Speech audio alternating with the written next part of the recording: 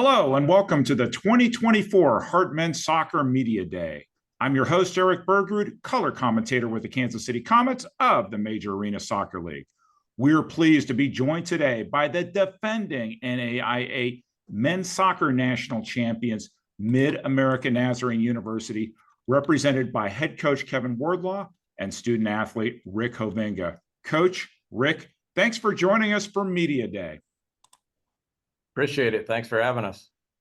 So, Coach, let's start with you. Your program reached the highest point you can reach, winning last season's NAIA National Championship. When you look back and reflect on last season, how special was that run for your program? Yeah, I think it's unbelievably special. I think it kind of goes without saying that's the goal of all of us when we get into coaching, is to try to lead a team to that type of experience. And so having been here at MNU for quite a while and getting close in 2015 and another Final Four in 2012, to be able to finally kind of put a capstone on that piece of it was really special. So what was it about that team last season that enabled you to come together like never before and make a run like that to capture the program's first ever national title? Yeah, it's a great question. I've said it probably 100 times since we won it. Is what stood out last year was our group of guys. That we had an amazing culture, very, very strong leadership. Guys that were in it for the right reason, were just given everything every day. And it was from guys on the bench that never saw the field all the way through, guys that honestly probably never came off the field. And so just an overall team culture that I think we recognized pretty early on was pretty special. Was honestly the reason why we won it. So speaking of the guys, Coach, please introduce us to Rick and tell us what he means to the team.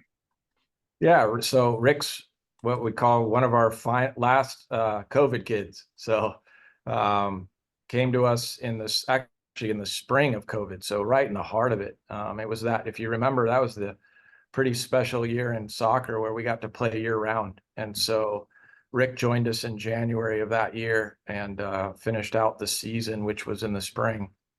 And just almost immediately, first and foremost, he's an incredible young man and works extremely hard every day, really, really cares about his teammates, is just as impressive on the field and off the field. And so great student, and then just happens to be one of those goal scorers. So that guy that, it doesn't matter really how he plays in the match. You look at the end of the game and you're like, oh, wow, Rick had a couple goals again. And so he's been a big piece of our team for a lot of years now. And this is his kind of final year here. He'll actually graduate in December. So this is really it.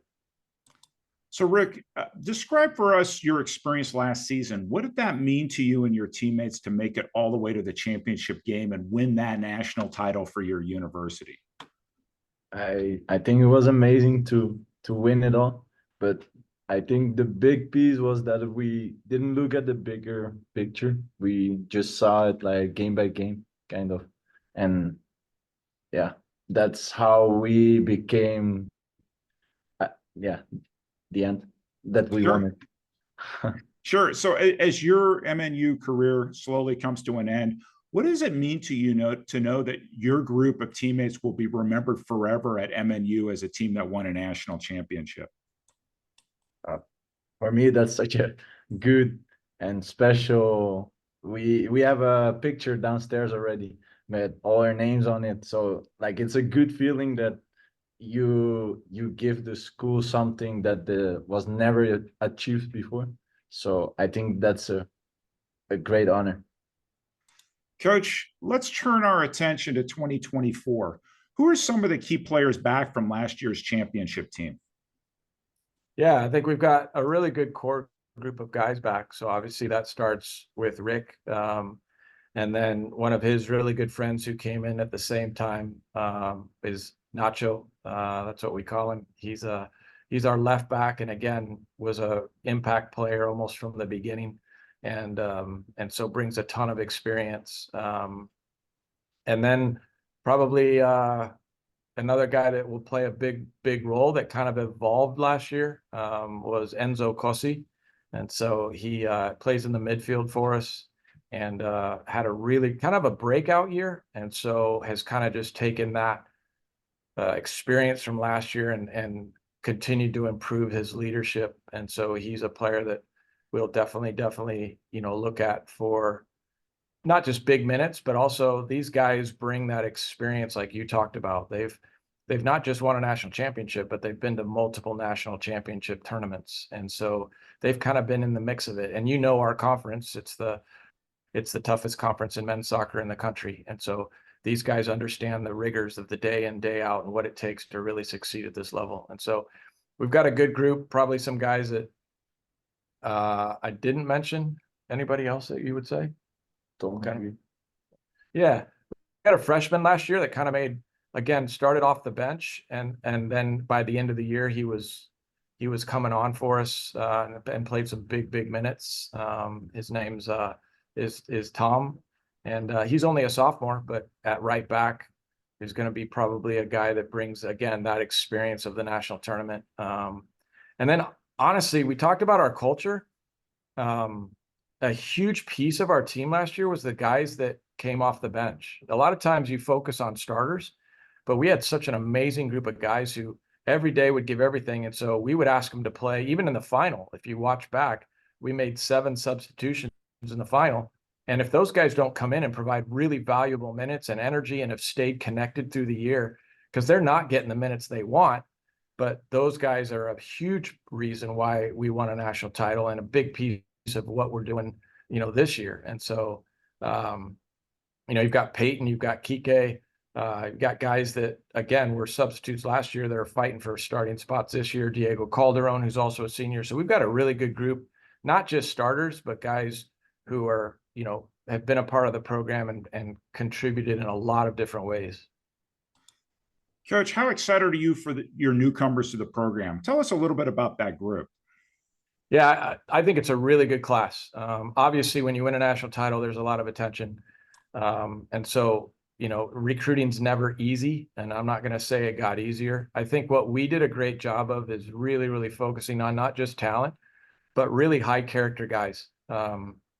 If our culture is the biggest strength of our program, then we've got to make sure that we recruit guys who step into that and are willing to, kind of become a piece of what we are, and not just, try to change everything when they get here. So I think we've got some really talented guys, but probably more importantly, and just from the first week here, we've got some really high character guys that will continue to evolve this team and build another really strong culture within this specific group.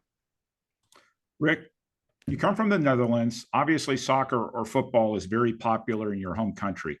How much have you enjoyed this opportunity to play collegiate soccer here in the United States? I enjoyed it very much. The experience are great. The combination between sports and school is incredible here. Like everything is sorted out kind of, and we didn't really have that back home. So it is way better here. So this may be a tough question. This may be an easy question. Who's your favorite professional player from your home country? Cruyff, because he has done the most. So yeah.